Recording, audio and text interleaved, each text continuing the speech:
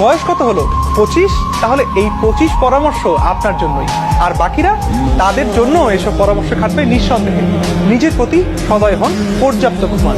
বর্তমানে যা কিছু আছে তার ভেতরেই সন্তুষ্টি খুঁজুন, তৃপ্ত থাকুন। নিজের খাবারের প্রতি মনোযোগী হন, ঘরের খাবার খান, স্বাস্থ্যের খেয়াল রাখুন, পর্যাপ্ত পানি পান করুন। ভবিষ্যতের জন্য সঞ্চয় করুন, বিকল্প আয়ের উৎস রাখুন। টাকা জমিয়ে রাখলে এর মান কমতে থাকে। টাকাটা নিশ্চিত করে ব্যবসায় বিনিয়োগ করার চেষ্টা করুন।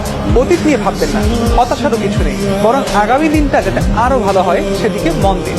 পড়ুন আর লিখুন, এ দুটোই আপনার মনকে শান্ত রাখার জন্য ওষুধের মতো কাজ করে।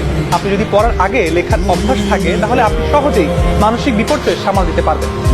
হাঁটুন, গায়ে রোদ লাগান, প্রকৃতির কাছাকাছি থাকুন, গাছের যত্ন নিন, প্রাণীর প্রতি সদয় হন।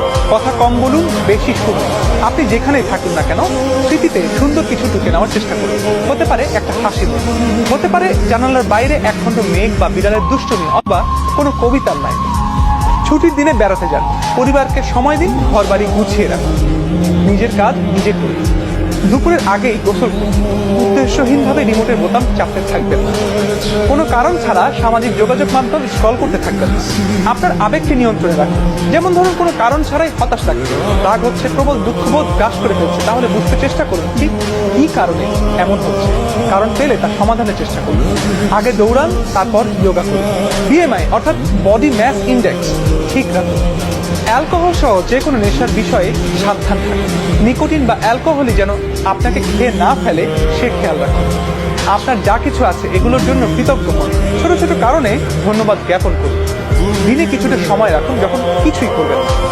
ভালোবাসায় বিশ্বাস রাখুন। আপনার হৃদয় যদি ভেঙে খান খান হয়ে যাওয়ার ইতিহাস থাকে তবুও ভালোবাসুন।